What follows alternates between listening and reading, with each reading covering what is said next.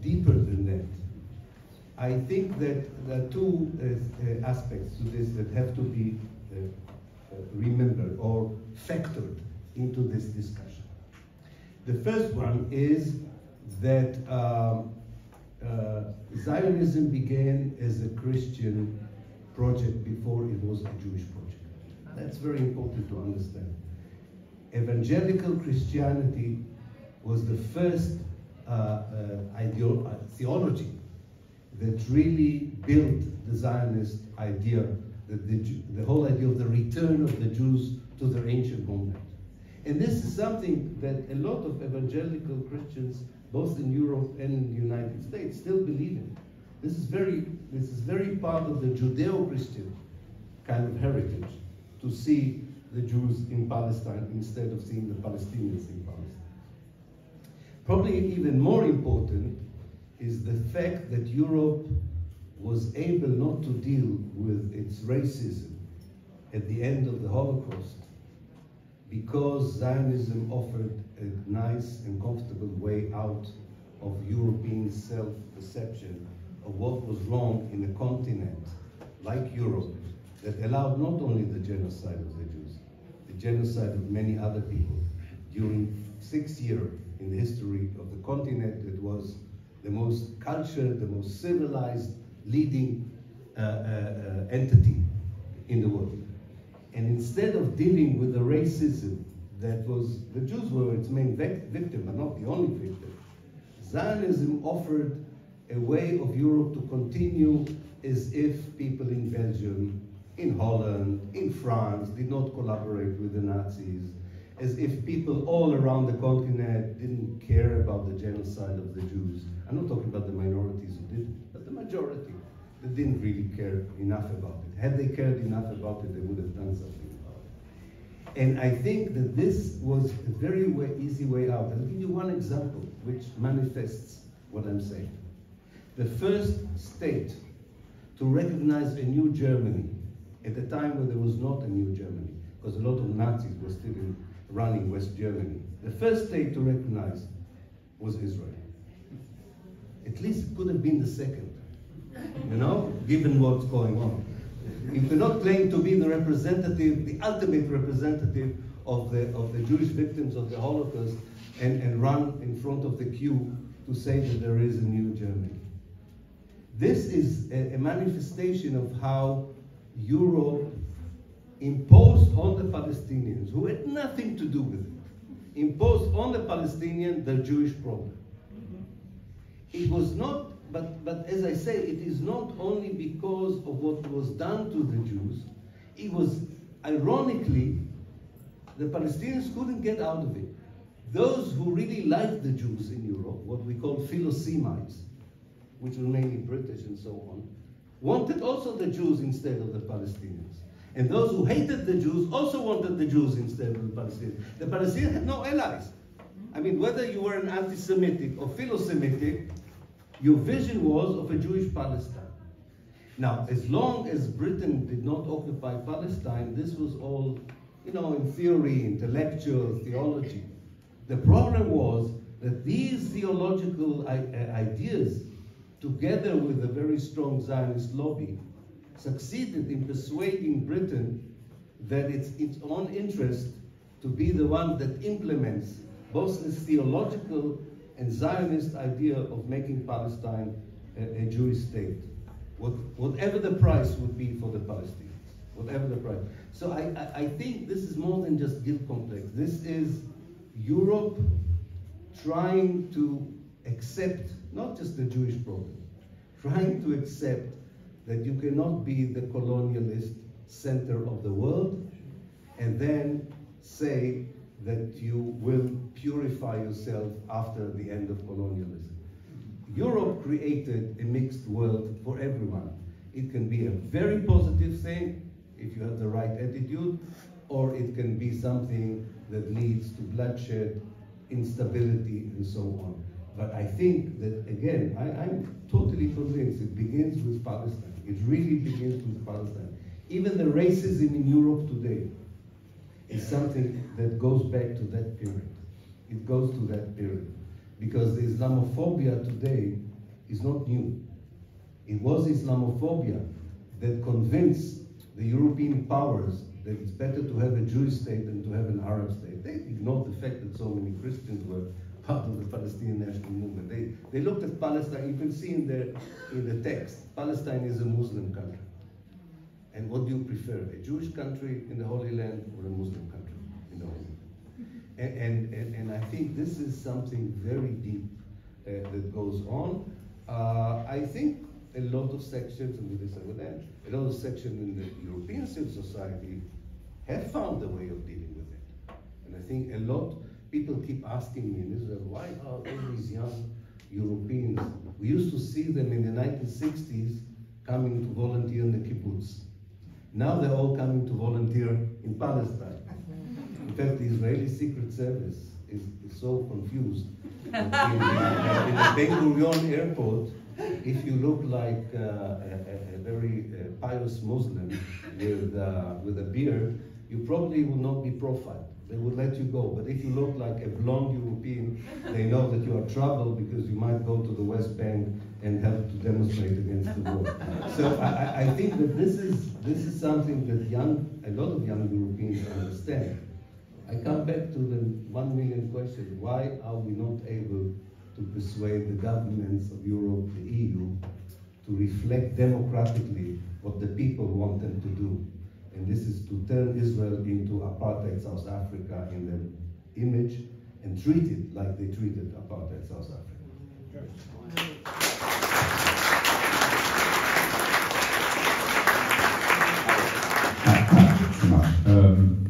Je dois prendre que un dernier tour de questions parce on a déjà 8 minutes de retard, je crois.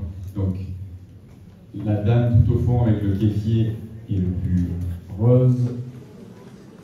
Le monsieur au milieu avec les lunettes, le monsieur sans lunettes avec une barbe blanche, voilà. Et waouh, ouais, on va voir. Ici aussi, ok. Alors, comme disait Rima, malgré que Rima et Ilan vont devoir aussi manger, boire, respirer, ils sont aussi là toute la journée. Donc on pourra, au moment du repas, continuer les questions, parce que là, ici, là, maintenant, on peut en prendre que 3 ou 4 et c'est fini. Donc, une là, 4. Tac, tac, tac, je les ai en tête, c'est bon. Allez-y, là. Ah oui, question assez courte, s'il vous plaît. Merci. Bien. Je vais d'abord remercier les orateurs parce que je trouve qu'on a vraiment reçu des nouveaux arguments pour répondre.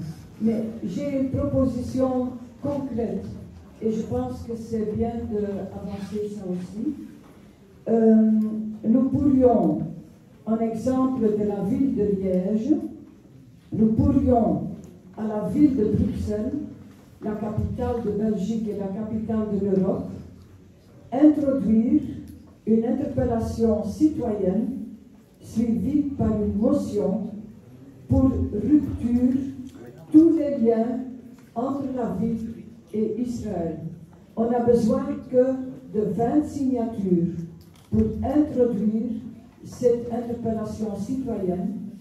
Et je propose, quand il y a des gens ici qui habitent à la ville de Bruxelles, de venir chez moi tantôt et qu'on pourrait faire cette interpellation justement pour soutenir toute cette lutte du peuple palestinien en Palestine, dans les territoires d'Israël où il y a les Palestiniens qui habitent et dans les camps. Voilà, je suis là et j'ai besoin de 20 personnes. Merci. Merci. Il y aura une question là aussi du monsieur avec la casquette qui a la main levée. Comme ça, on part à droite malheureusement et après on restera à gauche pour finir. Hi, thank you to all the speakers. I think this was wonderful. I'm a big advocate of international law. I'm doing a doctorate in international law, and of course I understand that there's always a lot of questions about the efficacy of international law, about the enforcement of ICJ decisions, and of course in 2004 when the ICJ gave a ruling on the war, Israel neglected it. In 2021, the ICC started an investigation which up until now we don't know the conclusions.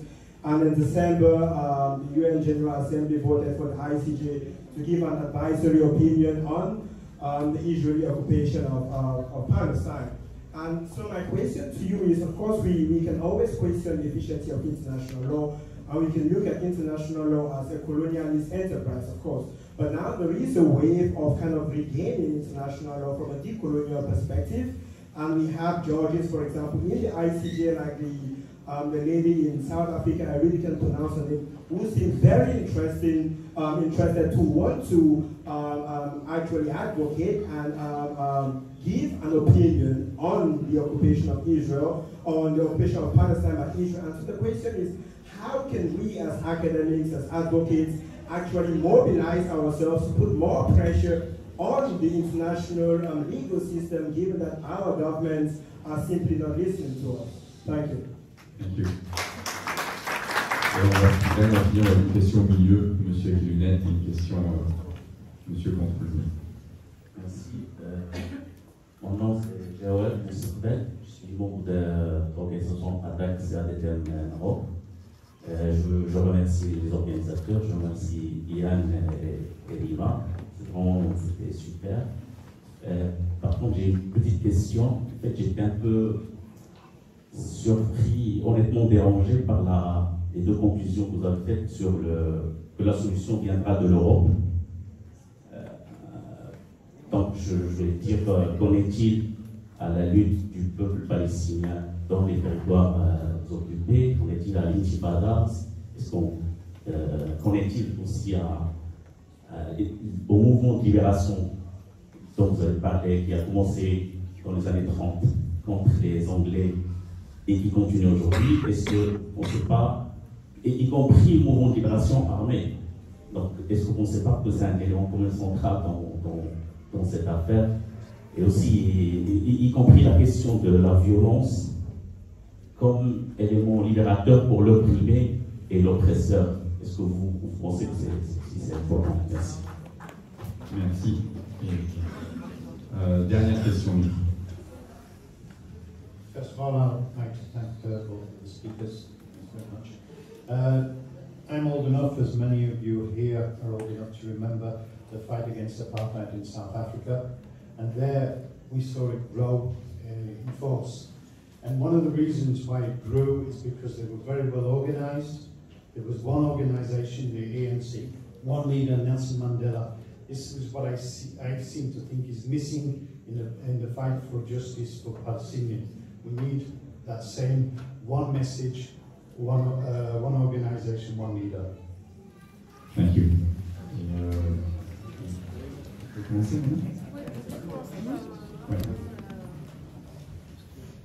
Merci pour votre question. Donc, la première, c'était comment on arrive à élargir les capacités de plaidoyer, mais je vais peut-être commencer par votre question. Quand on dit qu'une partie de la solution vient de l'Europe, en tout cas moi quand je le dis, c'est pas dans la logique de défaire le peuple palestinien de ses moyens, de ses revendications, voire de sa vision sur l'avenir qui est le sien. Mais c'est de dire que les blocages aujourd'hui, les principaux blocages aujourd'hui, quant à cette lutte d'émancipation, c'est ici qu'ils sont. C'est de par les sociétés occidentales, les sociétés européennes, qu'on n'arrive pas en fait à gagner du terrain, et surtout que le rapport de force est tel que c'est de fait entre les mains des puissances occidentales. Et que c'est ici que le terrain de la lutte palestinienne doit aussi trouver des alliés, si vous voulez. Mais quand on dit ça, ça ne veut pas dire que c'est aux Européens de penser l'avenir du peuple palestinien, de penser la façon dont ce conflit va se dénouer. C'est pas du tout l'idée. Mais on est dans un état de fait où depuis 75 ans, ce peuple est en lutte et il est défait de ses moyens, justement. Il est défait de ses moyens, qu'elles soient des luttes pacifiques ou des luttes armées. Il est délégitimé dans sa posture de résistance, il est délégitimé dans toute forme en fait, de résistance, et que ce serait quand même, à mon sens, je ne parle pas de vous, mais je pense que ce serait naïf de penser que cette lutte pourra trouver une issue sans qu'elle pénètre les sociétés occidentales et sans qu'elle pénètre les sphères de pouvoir en Occident. À mon sens, c'est véritablement impossible. Et nous avons besoin, comme c'est en train d'être fait, d'avoir des politiques, des hommes et des femmes politiques avec nous. Nous avons besoin d'avoir la sphère médiatique, c'est-à-dire que je pense qu'on a quand même des étapes qui ont été franchies. Il y a quand même énormément de choses qui ont jusqu'à présent été discutées que dans les sphères militantes. De plus en plus, moi j'ai été invitée à intervenir dans plusieurs médias pour parler de l'apartheid, pour parler de la Nakba, pour parler d'expulsion, pour parler de massacre. Ce qui était inconcevable, je veux dire, il y a quelques années. C'était pas possible. Donc, je pense que petit à petit, cette sphère militante à laquelle vous appartenez est en train aussi de pénétrer des sphères de pouvoir, donc des sphères politiques, mais aussi des sphères médiatiques. Et ce terrain-là, nous devons l'occuper. Donc, on ne pourra pas faire sans, en fait. C'est ce que je dis, puisque précisément le pouvoir est ici. Et que les seuls, ce qui fait encore barrage, ce sont précisément les puissances occidentales. Ce sont les moyens qui sont donnés à Israël pour continuer à être une puissance coloniale, à être une puissance occupante.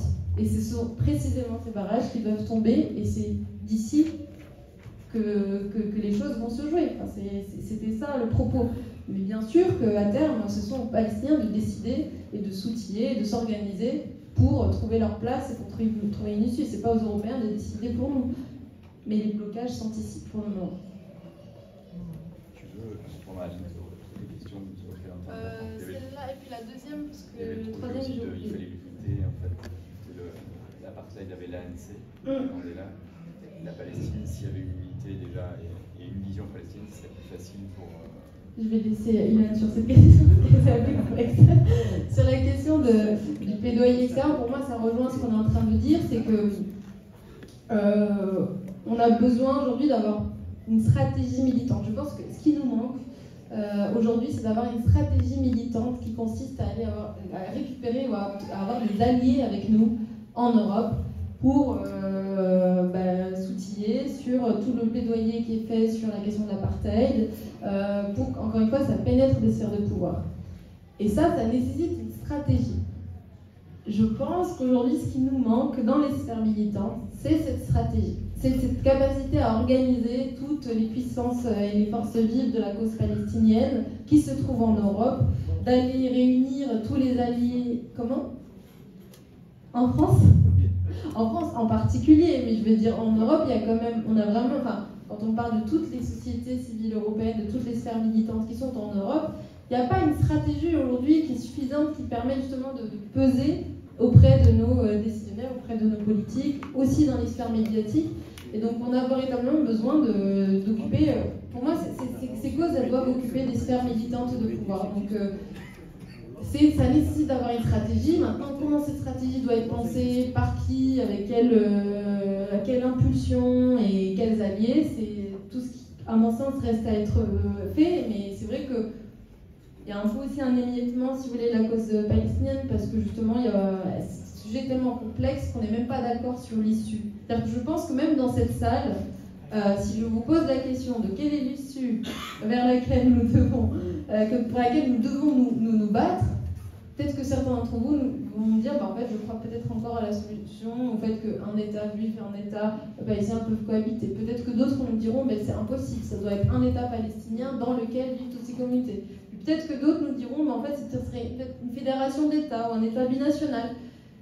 C'est vous dire que même au sein de ces communautés militantes, on n'est pas encore capable de penser une vraie stratégie autour de laquelle nous pouvons rallier justement ces sphères de pouvoir. Mais c'est une réalité. Enfin, je ne sais pas ce que vous avez à répondre, mais pour moi, c'est une réalité. Si je prends un échantillon de 10 personnes, là, dans cette salle, je pense qu'on trouvera des désaccords sur la façon dont nous devons sortir de ce conflit. Et donc ça veut dire aussi qu'on n'a pas de stratégie militante concrète visant à proposer une solution qui serait commune et qui fasse consensus. Et cette réalité-là, elle est là. Et nous, militants, on est confrontés à ça. Voilà. Merci Rima. Ilan, I'll let you conclude. If you want to focus more in way on the ANC question, As well, but I just want to say something in general. Because I think there's always the danger that when you analyze correctly the reality in Palestine, and you analyze correctly the balance of power, you seem to say to people who are involved on the life in solidarity with Palestine that it's hopeless. I think that's one of the reasons that he said, I don't think this is the case. I don't think this is the case. I think you are all fighting for a cause that will succeed. There's no doubt about it. Yeah. Zionism is an immoral project. An immoral project, I say to you as historians, do not last forever. This is not going to succeed. The problem is the near future, because when something immoral collapses, and sometimes even, and we see the first signs for it in Israel, it can implode from the inside. Israel is exploding from the inside. We haven't talked about the demonstrations in Tel Aviv and so on. There is a real problem with this whole project of a Jewish state, not just vis-a-vis the Palestinians, but vis-a-vis the Israeli Jews themselves. This is not going to succeed. The problem is that the dismantlement of such project is usually a long process in history. And everyone who participates on the right side of history will contribute eventually to this succeed. I cannot promise you that you will see it in your lifetime, but I think activists are the last people who should ask themselves, did I succeed in achieving what I'm supporting? No. Did I do enough for what I want to succeed? I want to warn you, most of you will not see the liberation of Palestine in your lifetime. I want to warn you. But all of you will contribute to the liberation of Palestine, because it will happen. There's no doubt about it. And I don't think we should mix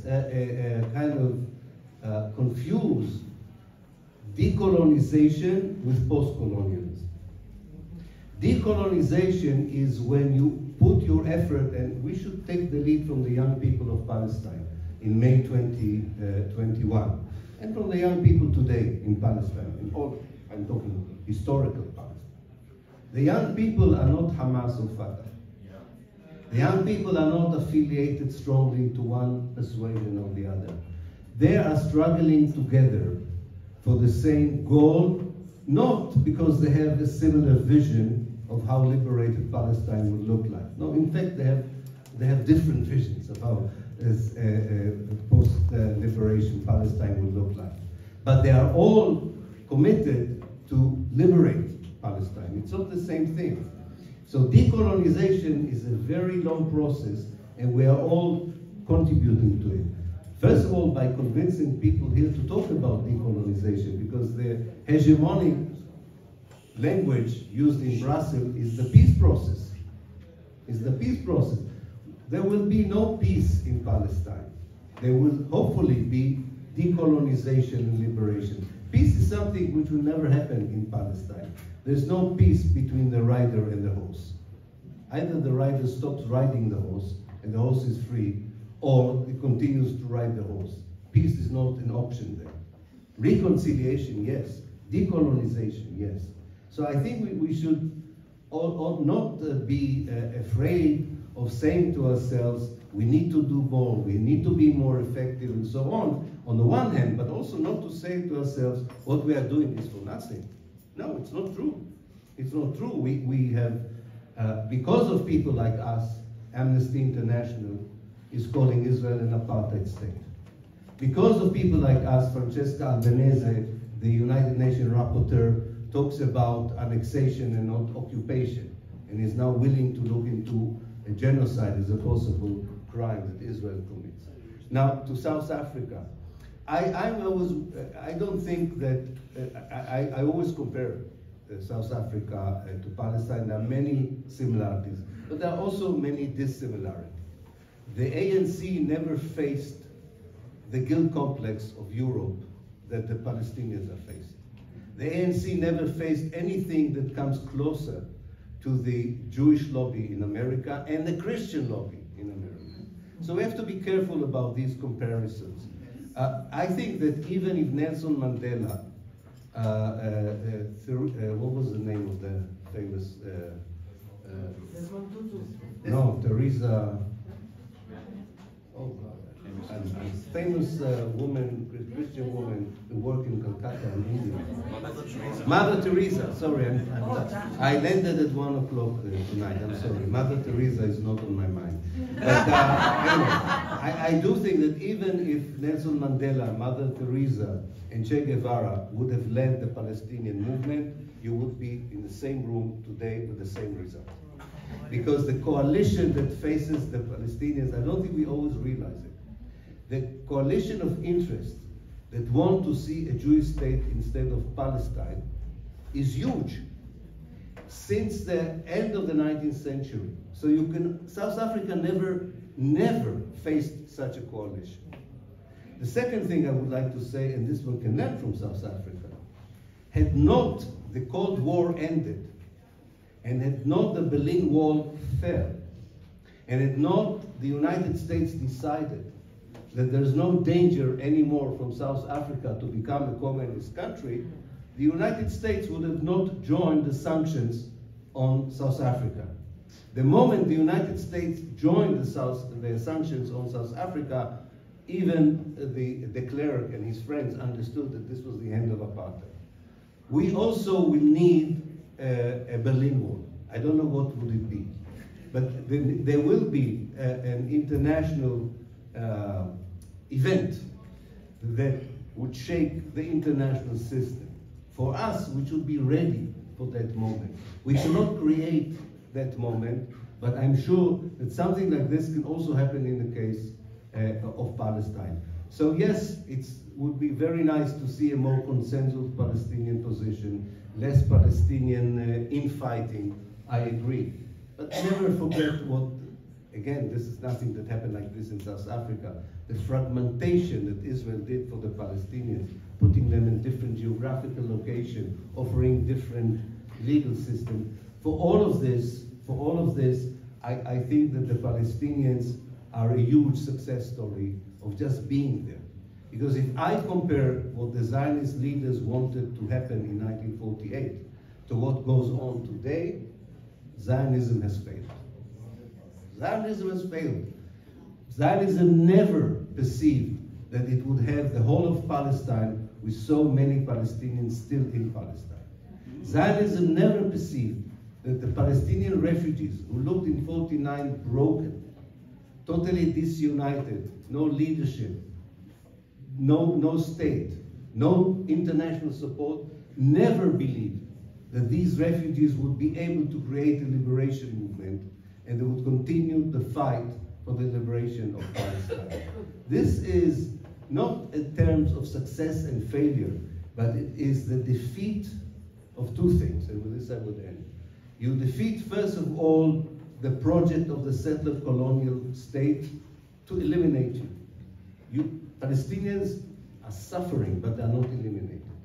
And more important than anything else, because whenever I have a meeting in Europe, I go eventually to do a tour in Palestine. And you know, you go to the Jenin camp and people, you tell them the BDS is successful and this is and so. And of course, the first thing they ask you, this has nothing to do with us. Life here yesterday looks like the day before yesterday, and we have a feeling that tomorrow will look the same. So what can we do with this? But I tell them that this is an historical process. But what I learned from them is not how to defeat Zionism, but they have succeeded in defeating defeatism. They are not defeated in their mind, in their souls. The Israelis keep thinking every now and then they've succeeded. You watch Israeli television, you can see all these experts who said, we succeeded in making the Palestinians losing the incentive to rise against us. And then it happens, and then they have to explain it. And they say, yes, this is Islamic, fanaticism, all the Israelis are anti-Zionist, or Ilan Pappé, they are responsible for this, or something like this. They always are surprised. That's why they were surprised in the first Intifada, and the second Intifada, and the Unity Intifada, and there will be a third Intifada. There's no doubt about it. There will be, and they will be again surprised because they really believe that the power that they have can defeat the Palestinians. It will never defeat the Palestinians. That's why we all admire them, we support them, and we will continue to support them.